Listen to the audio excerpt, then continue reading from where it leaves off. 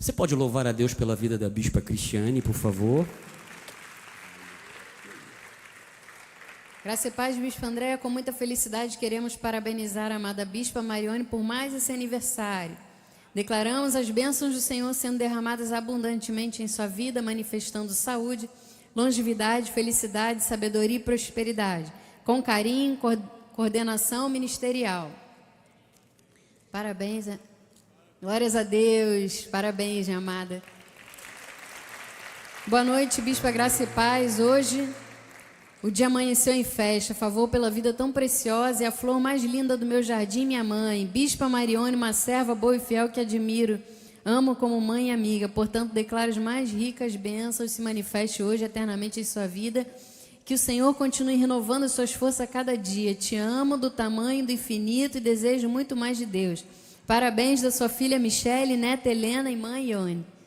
Amém. Guarda esse bilhetinho, minha amada. Tá cheio de coração, ó, lindo o bilhetinho. E mais um bilhetinho aqui. Meu Deus, a hora está correndo.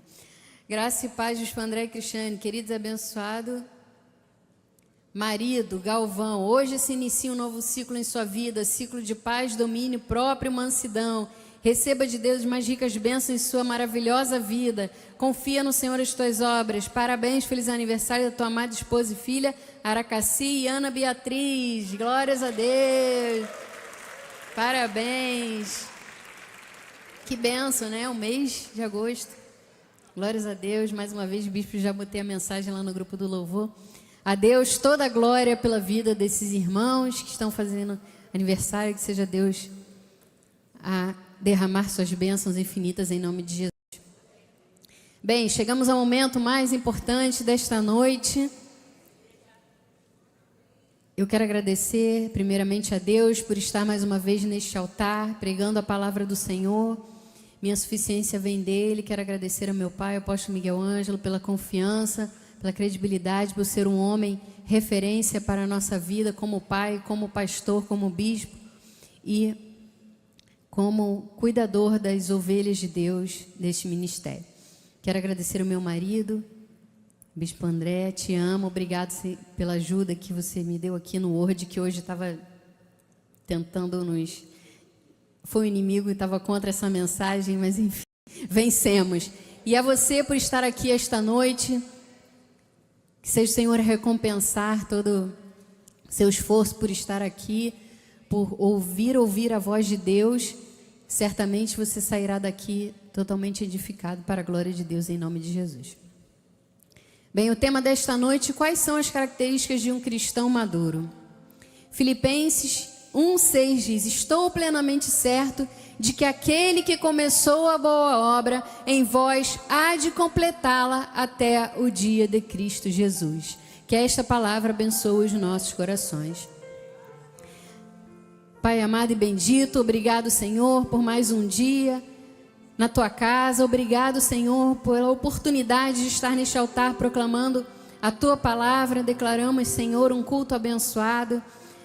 Me usa, Senhor, conforme o Teu querer e a Tua vontade, que eu diminua neste altar para que Tu cresças e que eu possa estar totalmente focada na Tua palavra para passar aquilo, Senhor, que Tu desejas que o Teu povo ouça de Ti, Senhor, em nome de Jesus. Amém. Amada Igreja do Senhor, sacerdotes reais, família da fé. A lei do crescimento gradual governa o universo. Tudo cresce constantemente e pouco a pouco. Se não cresce, então há algo errado.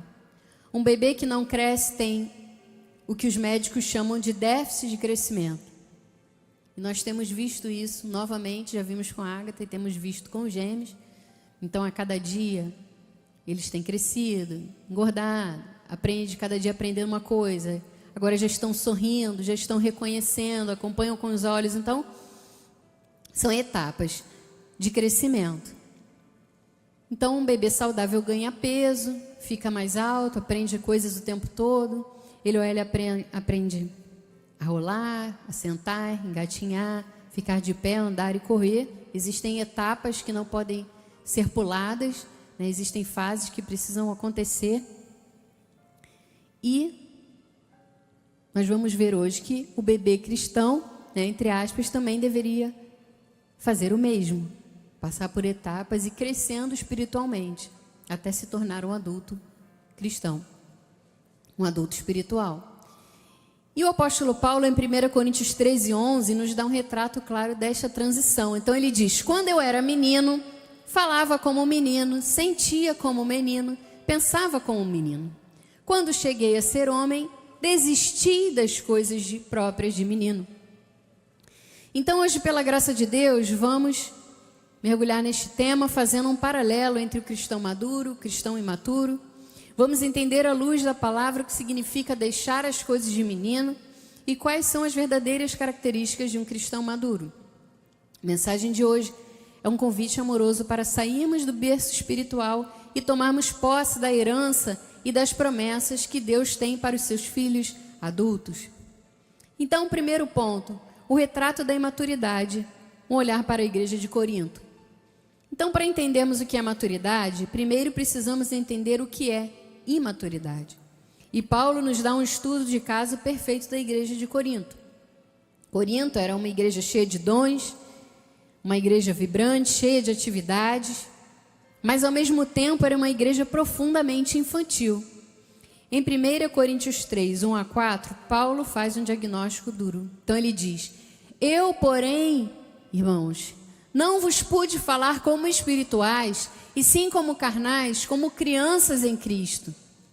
Leite vos dei de beber, não vos dei alimento sólido, porque ainda não podis suportá-lo. Nem ainda agora o podeis, porque ainda sois carnais. Porquanto, havendo entre vós ciúmes, contendas, não é assim que sois carnais e andeis segundo o homem? Quando, pois, alguém diz eu sou de Paulo, outro diz eu sou de Apolo, não é evidente que andais segundo homens? Então, existiam várias questões na igreja de Corinto. E ser cristão imaturo é ser controlado pela sua natureza humana, como viver como pessoas do mundo vivem. E nós não podemos viver conforme as pessoas do mundo. Na versão NVI diz, do versículo 3, ele diz: porque ainda são controlados por sua natureza humana, têm ciúme uns dos outros, discutem, brigam entre si. Caso isso não mostre que são controlados por sua natureza humana e que vivem como pessoas do mundo? Quando, pois, alguém diz eu sou de Paulo, outro de Apolo, não é evidente que andais segundo os homens? Então é isso, eles eram controlados pela natureza humana, pelas suas questões humanas, assim como viviam as pessoas do mundo, não tinham essa diferença. E então quais eram as coisas de menino e as coisas carnais da natureza humana que Paulo via em Corinto? Então aqui eu vou delimitar 3 coisas que aparecem no capítulo 3, depois você pode estudar mais a fundo, ver em casa. Então o primeiro, já de cara a gente vê, são as divisões e partidarismos. No versículo 4, o apóstolo Paulo comenta que os irmãos de Corinto falavam: eu sou de Paulo, eu sou de Apolo. Eles estavam mais preocupados com seus líderes favoritos do que com Cristo, o cabeça da igreja. O cristão imaturo é focado em homens, em divisões de ministérios dentro da igreja, em grupinhos. E o cristão maduro, por outro lado, ele é focado em Cristo. Eu estou aqui na igreja como um corpo. Eu não estou aqui por causa de um ministério ou por causa de uma pessoa. Eu estou aqui para ser o corpo de Cristo. Então, ciúmes e inveja, eles competiam por dons, por status, por reconhecimento.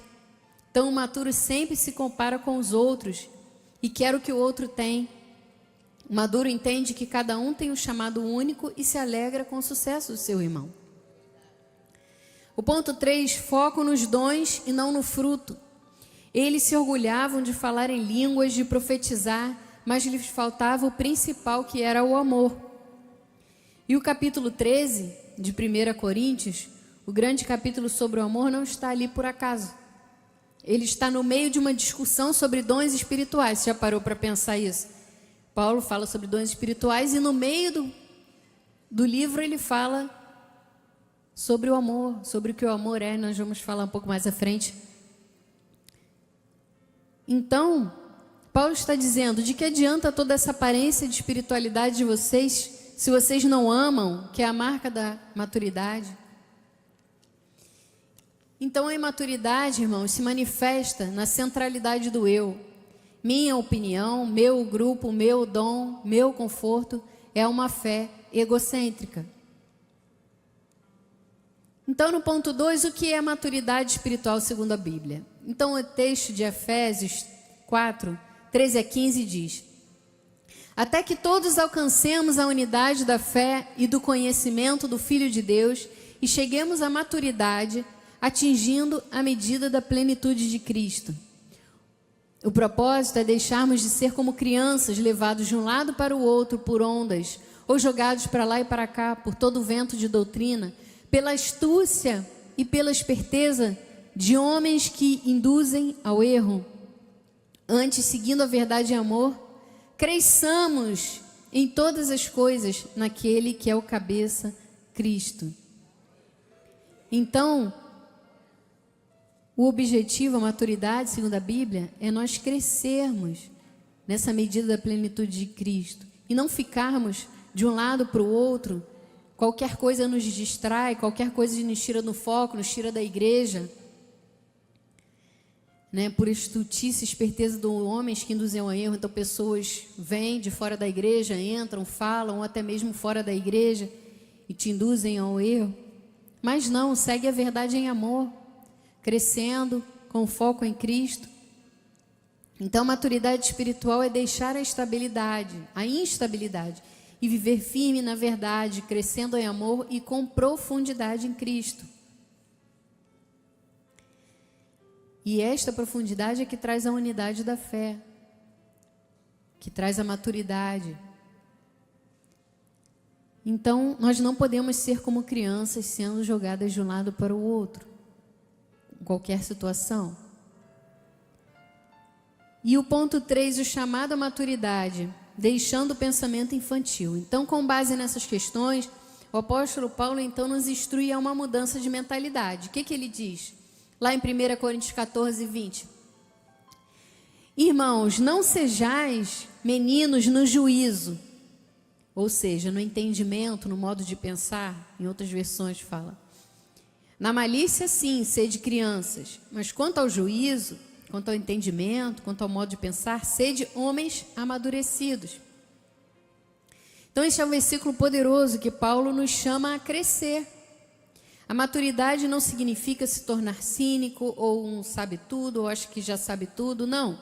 Pelo contrário, devemos manter a inocência de uma criança no que diz respeito ao mal, à fofoca, à maldade.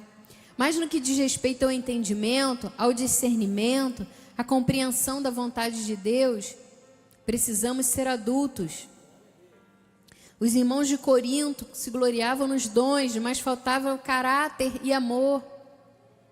Dons e talentos não são sinal de maturidade. A maturidade se revela no caráter transformado. E eu quero fazer um adendo aqui à mensagem. Compreensão da vontade de Deus. Deus, quando está nos inspirando a fazer alguma coisa, Ele não vai ferir os seus líderes, não vai fazer você ferir seus líderes, não vai fazer você ferir a ética, não vai fazer você ferir outros irmãos. Então não adianta usar o nome de Deus para fazer o que quer fazer, porque se essas coisas estão envolvidas, não é Deus falando. Está falando. Então, o cristão imaturo é levado por qualquer vento de doutrina, qualquer convite, sem avaliar os frutos, o caráter, a ética de quem está convidando. Quando você recebe um convite de alguém da igreja ou de alguém que saiu e tenta vir na igreja para aliciar outros irmãos, porque não tem ética, você precisa avaliar qual o fruto dessa pessoa, qual o caráter, qual a ética dessa pessoa que está te convidando. Acredita em tudo que vê na internet, se ofende por qualquer coisa, baseia sua fé em experiências e sentimentos. Não, eu vou para outra igreja porque lá o som é melhor, porque a parede é mais bonita, porque as luzes têm estereotoscópio, como é que é o nome daquele? Bola redonda no meio que brilha. Ninguém se vê dentro da igreja. O cristão maduro, por sua vez, tem um entendimento sólido, tem raízes, não fica pulando de um lado para o outro, examina as escrituras, tem discernimento. Sua fé não é abalada por circunstâncias ou pessoas, pois está firmado na rocha que é Cristo. Glória a Deus. Isso é um culto de reflexão, amados, para a gente pensar mesmo. Por quê? Agora, pelo dia do psicólogo, vamos analisar psicologicamente uma criança. Como é que uma criança age? Por que Paulo estava falando exatamente sobre Corinto? Psicologicamente, uma criança é reativa, ela chora. Nós estamos vendo isso com a Ágata, né, amor? A Ágata tem uma personalidade forte, ela puxou o avô. A criança é reativa, ela chora quando está com fome, grita quando está com raiva. Crianças buscam satisfação imediata, se aborrecem quando são contrariadas, dependem totalmente dos outros. Então, os cristãos imaturos têm um comportamento parecido.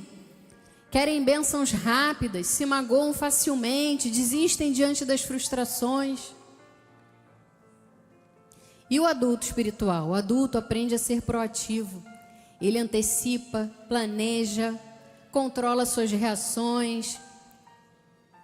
Espiritualmente é a mesma coisa. O cristão maduro não vive apenas reagindo aos problemas. Ele age com propósito, guiado pelo Espírito Santo, pela palavra, mesmo quando as emoções dizem o contrário. Às vezes você tem que reagir, às vezes você passa por situações, pessoas te magoam e você tem que, eu estou me sentindo mal, mas eu não vou dar o troco, eu não vou agir com a mesma moeda, eu vou esperar em Deus, eu vou orar. Então a gente não pode agir da mesma forma que o homem carnal, que o bebê espiritual age. Adultos maduros aprendem a lidar com esperas, com renúncias e com responsabilidades. Paulo nos chama a amadurecer para que as nossas emoções não dominem a nossa fé. Eu tenho falado em vários cultos sobre nossos sentimentos, sobre aquilo com a forma que nós agimos. Nós não podemos ser controlados pelas emoções, como um bebê, como uma criança que não tem noção, que ainda não tem o cérebro amadurecido. Então, nós temos que agir de forma madura diante das situações. Então, o ponto 4, como é ser um cristão maduro? Quais são as características? Então, o primeiro ponto, botei aqui 4, existem mais pontos, não, botei 5. Principais, os 5 principais. Discernimento espiritual. Não se deixe enganar por modismos ou falsas doutrinas. Hebreus 5,14 diz: mas o alimento sólido é para os adultos, para aqueles que pela prática... então não é só eu ouvir a palavra, eu preciso praticar. Eu preciso ter um discernimento espiritual. Então, pela prática... tem as suas faculdades exercitadas, O que são faculdades? O pensamento, experiências, atitudes exercitadas. Para quê? Para discernir não somente o bem, mas também o mal. Então, se você ouve uma palavra, você, isso não é de acordo com o que eu tenho aprendido, então não vou me deixar enganar, porque está na moda na internet, porque está na moda na televisão. Quando eu ouço uma falsa doutrina, eu não vou lá tentar contestar porque eu acredito. Não, você ouve, você sabe a verdade, então você não é enganado. Ninguém te convence de uma falsa doutrina, porque você tem o discernimento para saber o bem e também o mal. O ponto B, equilíbrio emocional. Como eu tenho falado, não reage com impulsividade, controla a sua língua, suas emoções, seus impulsos. Efésios 4, 1-3 diz: rogo-vos, pois eu, prisioneiro do Senhor, que andeis de modo digno. Nós estamos aqui para andar de modo digno da vocação que foste chamados, com toda humildade e mansidão, com longanimidade, ou seja, paciência, suportando. Adoro esse versículo de Paulo, eu sempre falo, quando eu cito ele na mensagem, eu sempre falo, se fosse fácil, o apóstolo Paulo não usava essa palavra, suportando-vos uns aos outros em amor, que não pode ter, eu não vou com a cara daquela pessoa, eu não vou falar com aquela pessoa, eu falo aqui bem, por trás falo mal, não. O Senhor colocou aqui, então temos que amar, temos que suportar em amor. Outro versículo também interessante, a palavra de Paulo, esforçando-vos diligentemente, ou seja, é um esforço que nós precisamos fazer, diligentemente, com constância, com disciplina. Para quê? Para perseverar na unidade do Espírito, do vínculo da paz. Então a gente tem que se esforçar para manter a paz. Tem que ser perseverante, né? Tem que ser diligente, tem que ser aplicado, disciplinado, esforçado para preservar a unidade do Espírito, do vínculo da paz. Se tem contenda, imaturidade, tem que ter paz e tem que se esforçar mesmo. Porque a nossa natureza humana a gente vai querer confrontar, vai querer pagar com a mesma moeda, vai querer ir para cima. E a gente tem que pensar que a gente foi chamado de modo digno, com toda a humildade e mansidão. Com humildade, mansidão, longanimidade, paciência, suportando e se esforçando para o vínculo da paz. Tem um versículo muito bom de Provérbios que eu aplico muito na minha vida, que ele fala que a palavra branda desvia o furor. Muitas vezes você está num lugar, em alguma situação, você vê que há uma resposta ríspida, que há um momento que a gente também não sabe o que a outra pessoa está passando. E se você não age com a mesma ira, se você age com brandura, com calma, com bondade, você desvia o furor daquela pessoa. Então a gente tem que ter essa humildade, essa mansidão e essa paciência que a Bíblia nos ensina, para que a gente possa conviver bem dentro da nossa comunidade. O ponto C, fé consistente. Permanece firme mesmo nas provações, sabendo que Deus é fiel. Tu és fiel, Senhor. Não é só para cantar não, gente. É para aplicar. Nosso amado Humberto colocou ali. Volta lá. Volta, você botou. Volta lá, Humberto. Volta em Provérbio. A resposta branda desvia o furor, mas a palavra dura suscita a ira. Então vamos pensar nesse versículo antes de responder alguma grosseria que eventualmente a gente tenha vendo. Mas vamos lá, segue adiante. Hebreus 10, 23, que eu amo também esse versículo que diz: guardemos firmes a confissão da esperança, sem vacilar. Por quê? Porque às vezes é difícil a gente manter a nossa confissão de esperança, né? Em outras versões diz manter a esperança naquilo que confessamos, né? Na versão NVI, sem vacilar. Calma aí, Humberto. Volta. Ele voltou na NVI. Tá, tudo bem, vai. Tem que me avisar, né? Senão também como vai me avisar, né? Não tem como. Tem que botar um ponto. Sem vacilar, porque quem fez a promessa é fiel. Então, a gente tem que guardar a confissão daquilo que a gente acredita, para nos dar esperança, porque se a gente for viver conforme o mundo vive, a gente vai sucumbir nas provações. E a gente tem que pensar que Deus é fiel, então não podemos vacilar nessa questão. Temos que manter firmes a nossa confissão, aquilo que nós acreditamos, aquilo que nós recebemos, que aprendemos do altar, porque a gente sabe que é o tempo da promessa. Deus é fiel, Ele vai cumprir a promessa. Ele prometeu, Ele vai cumprir, mas tudo existe um tempo para realizar nas nossas vidas. Nossa, vocês estão com frio? TT não está lá, Humberto. Enfim, alguém, eletricista, Pode botar no vento, que eu já estou aqui com a mão congelando. É que eu não estou mais grávida, né? Então, quando eu estava grávida, dava fogo aqui, mas agora... Enfim.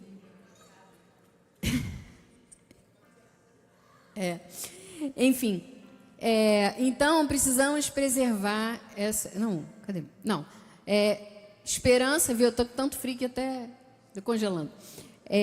Então, sem vacilar, porque quem fez a promessa é fiel. O Senhor prometeu, Ele vai cumprir. Existe um tempo que nós precisamos ser firmes na nossa confissão, ter uma fé consistente, passando pelas provações, sabendo que tudo vai passar. Tudo vai passar. É tudo momentâneo. Passa, vai passar, vamos manter a tranquilidade. Então, o ponto de relacionamentos saudáveis. Relacionamentos saudáveis. Não vivem contendas, ciúmes ou competição. E o que diz João 13:35? Nisto conhecerão todos que sois meus discípulos. Se vocês falarem línguas, reteté, profetizar, o que diz ali? Se tiverdes amor uns pelos outros. Então Deus está olhando muito mais o nosso comportamento, como nós somos com o outro, com aqueles à nossa volta, dentro da igreja, na nossa casa, do que se a gente está falando Charamandalai, mano. Não adianta você falar Charamandalai dentro da igreja, isso é um inferno dentro da tua casa, mano. Não dá para ser assim. Então, não vive de contenda esse ano de competição. E o que Paulo diz lá em Coríntios? Que ele diz lá no meio dessa discussão sobre os dons da igreja de Corinto. Ele diz lá: o amor é paciente, é benigno. O amor não arde em ciúmes, não se ufana, não se ensoberbece, não se conduz inconvenientemente. Né? Tem muitas pessoas que estão aí se conduzindo inconvenientemente. Não procura seus interesses, não se exaspera, não se ressente do mal, não se alegra com a injustiça, mas regozija-se com a verdade. E tem muita coisa lá que você pode ler depois, eu só peguei os principais, para a gente entender que se a gente ama o próximo, a gente não pode estar dentro dessa lista de Coríntios 13, 1 Coríntios 13.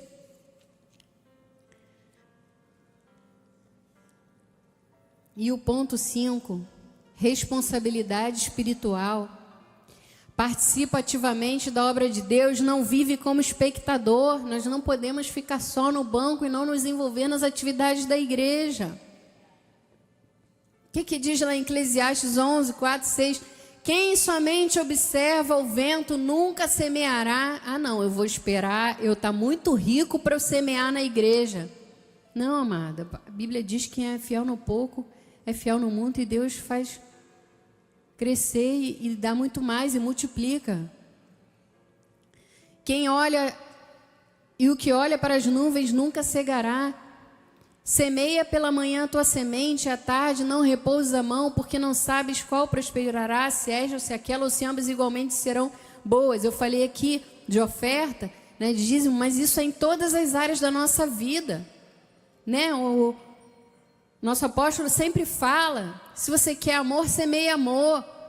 Se você quer finanças, semeia finanças. Se você quer bondade, semeia bondade. Então, a gente não pode ser só como espectador. Temos que praticar a palavra, botar em prática aquilo que nós aprendemos.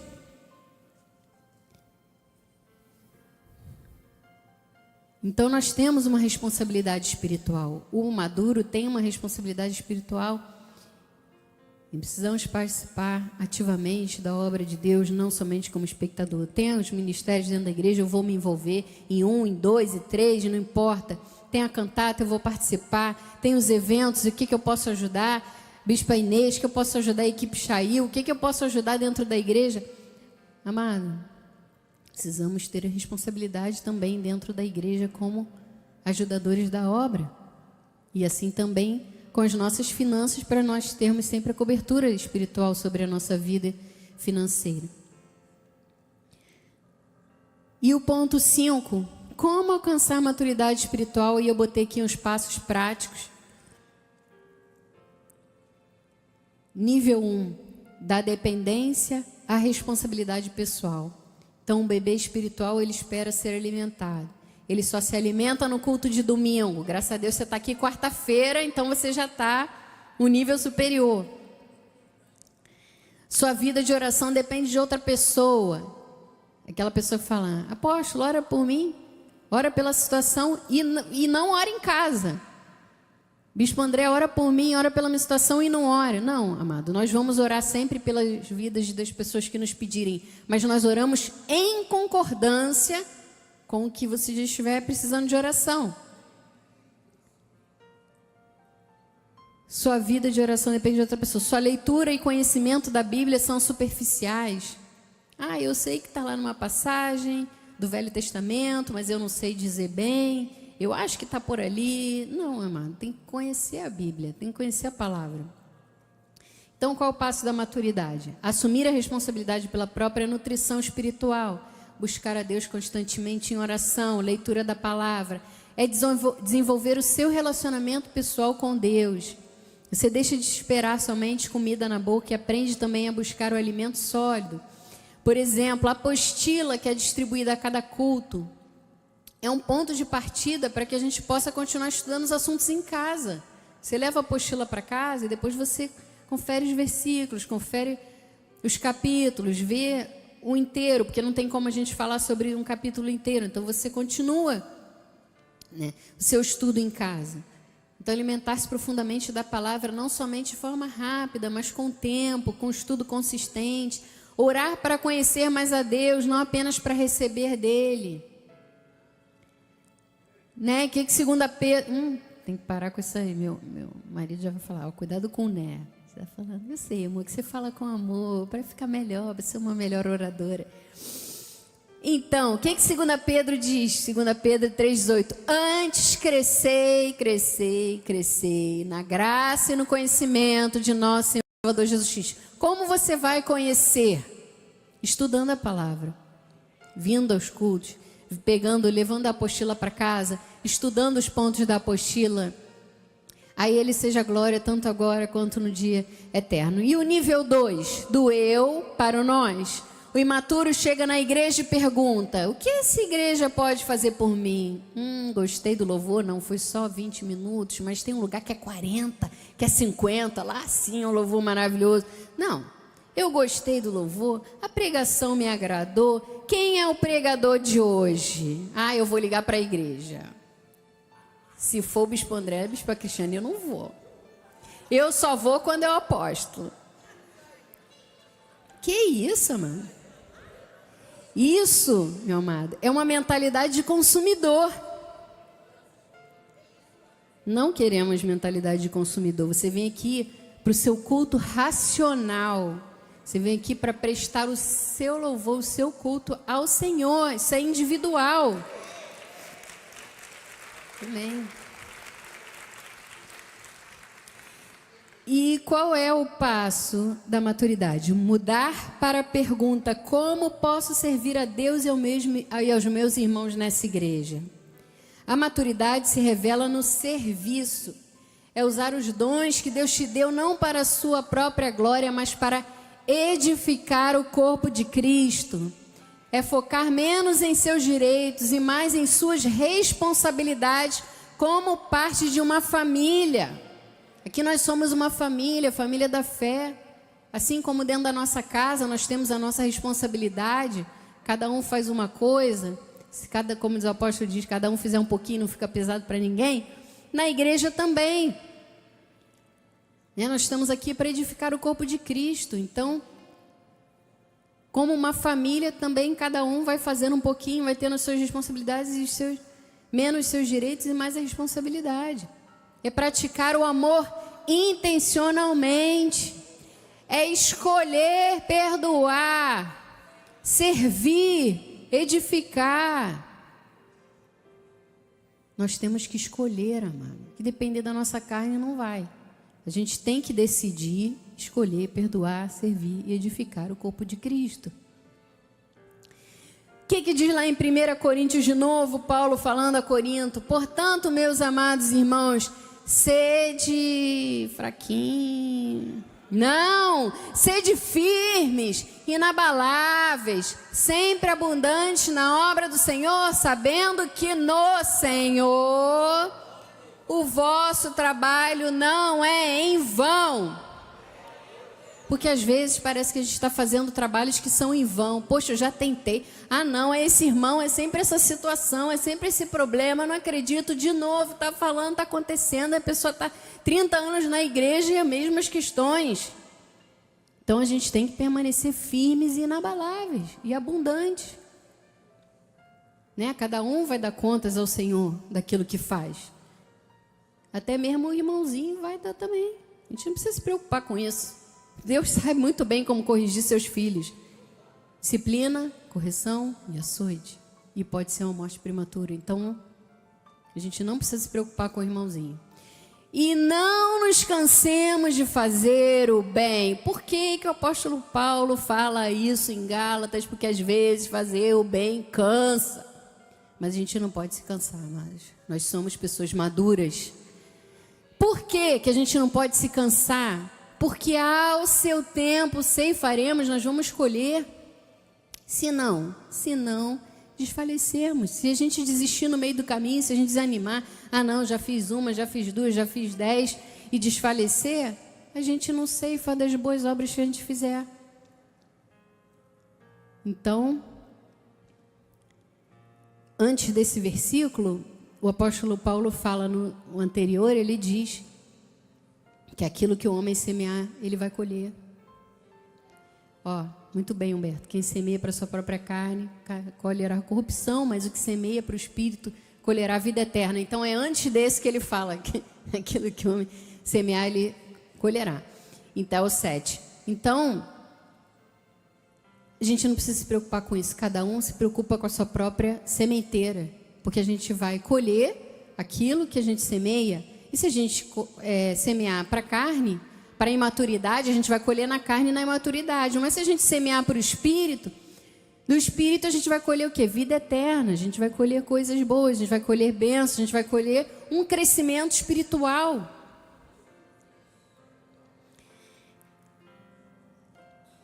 Então, se a gente não desanimar, se a gente não desfalecer, se a gente não desistir, eu até botei aqui desistir.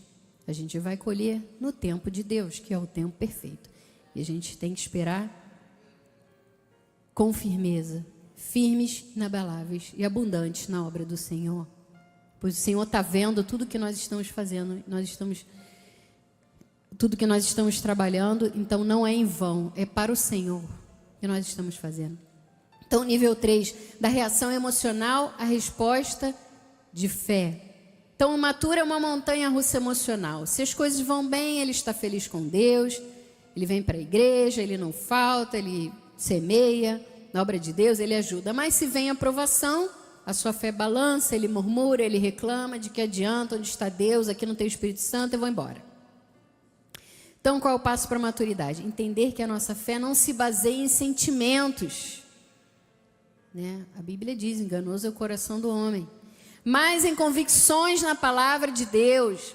É aprender a descansar nas promessas, mesmo quando as circunstâncias mostrarem o contrário.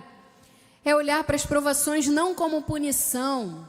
Será que eu sou mesmo filho de Deus? Ah, eu não merecia estar passando por isso. Ó mês, ó dia, ó azar. Mas como oportunidades de crescimento. Aceitar a correção com humildade. Cristãos maduros são ensináveis. Se alguém chegar, um pastor bispo e falar, amada, não faz dessa maneira, vamos fazer de uma outra forma para que fique melhor. Ah, não, tem que ser do meu jeito, se não for do meu jeito. Não, amada, realmente, eu vou refletir sobre isso. Realmente tem razão, vou tentar melhorar, pelo bem maior da comunidade. Então, amada, os maduros, eles entendem, aprendem, né? Aceitam a correção, né? São ensináveis, aprendem coisas novas. Porque o que diz lá em Provérbios 9:9? Dá instrução ao sábio e ele se fará mais sábio ainda. Então você está aqui para receber instrução para ficar mais sábio ainda. Ensina ao justo, ele crescerá em prudência. Então você está aqui para crescer em prudência. Entender que os cristãos alcançam diferentes níveis de maturidade, o motivo pelo qual Cristo disse que alguns governariam muitas cidades, outros poucas, que alguns receberiam 30 vezes mais, outros 60, outros 100 vezes mais sobre a semente da palavra de Deus que havia sido semeada em sua Bíblia, que diz lá em Marcos 4:20, os que foram semeados na boa terra são aqueles que ouvem a palavra e recebem, frutificando a 30, a 60 e a 100 por um da semente. Então, cada semente que você ouvir, que você acolher, que você praticar, isso vai germinar na sua vida e você vai receber uns a 30, a 60, 100 por um da semente, conforme aquilo que você semear. E Deus não nos dará mais do que o nosso nível de maturidade prova que podemos ser capazes de lidar. Então, se você não tem um nível de capacidade para lidar com aquilo, Deus não vai te dar aquilo. Existem níveis, né, que nós precisamos passar. Então, alguns estão dispostos a ir mais longe que outros, são mais maduros que outros, estão dispostos a sofrer se necessário, a fim de andarem dentro da vontade de Deus. Mas existem os viciados em seu conforto, conveniência e facilidade. Continuarão sendo bebês espirituais por toda a vida, comportando-se como bebês que ouvem, mas nunca aplicam o que ouviram. Aquele negócio, está 30 anos na igreja, ouve sobre perdão, tem que perdoar, tem que perdoar, tem que perdoar, tem que perdoar. Realmente, a minha mãe tem que perdoar, o meu primo tem que perdoar, não sei quem tem que perdoar. E eu? E você? E nós? Nós precisamos perdoar também. Não podemos só ficar ouvindo e não praticar e não aplicar aquilo que nós ouvimos. Existem várias coisas, estou falando aqui do perdão, mas é várias coisas na nossa vida que muitas vezes a gente ouve aqui e não aplica na nossa vida. Então, os maduros entendem que ao passarem por momentos difíceis na vida, eles crescem. Nossas dificuldades são testes de crescimento que Deus faz as suas escolhas através desses testes. Ele revela quem ficará firme e progredirá, mesmo quando as coisas não forem fáceis. Ele mostra quem pagará o preço da grandeza, as dores de crescimento. Revela com quem poderá trabalhar e através de quem poderá fazer grandes coisas. Então, tudo está dentro de um propósito de Deus para nós irmos passando por etapas como um bebê que vai, que senta, que rola, depois daqui a pouco já levanta, daqui a pouco já está andando, daqui a pouco já está correndo, já está falando. São etapas. Nós vamos subindo esse nível e Deus vai fazendo com que isso mostre que Ele pode trabalhar através da sua vida para que você possa fazer grandes coisas, até você atingir a maturidade espiritual. Então, conclusão. De bebê espiritual em Cristo, Paulo declara: deixei as coisas de menino. Deus não quer que vivamos sempre no berço espiritual, precisando ser carregados o tempo todo. Ele deseja filhos firmes, capazes de enfrentar lutas e gerar frutos duradouros. Não podemos nos acomodar no nível infantil da fé. Cristo nos dá graça para crescer, mas a decisão é nossa de deixar essas coisas infantis. Paulo falou: deixei as coisas, quando eu deixei de ser menino, eu deixei as coisas de ser de menino. Então nós precisamos deixar essas coisas. E quando decidimos não mais permanecer como estamos, Deus nos leva a novos níveis de entendimento, de amor e de firmeza. A maturidade espiritual nos permite viver plenamente as promessas de Deus para nós e sermos testemunhas vivas no mundo do seu poder e da sua glória. Amém. Assim seja, assim, disse o Senhor para as nossas vidas.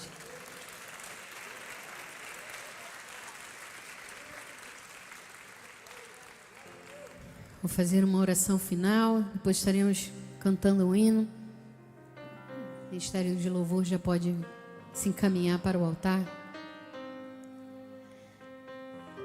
Senhor, nosso Deus e Pai, nós reconhecemos, Senhor, que muitas vezes agimos como crianças na fé, impacientes, frágeis e egoístas. Mas hoje decidimos crescer na Tua presença. Transforma, Senhor, o nosso coração em boa terra, para que a Tua palavra crie raízes profundas. Dá-nos discernimento, Senhor, para não sermos enganados. Amor para lidar com as pessoas. Fé firme para suportar as provações. E coragem para viver de modo responsável no Teu reino. Que deixemos as coisas de menino para trás e alcancemos a maturidade em Cristo, para viver plenamente as Tuas promessas e frutificar para a Tua glória. Em nome de Jesus. Amém.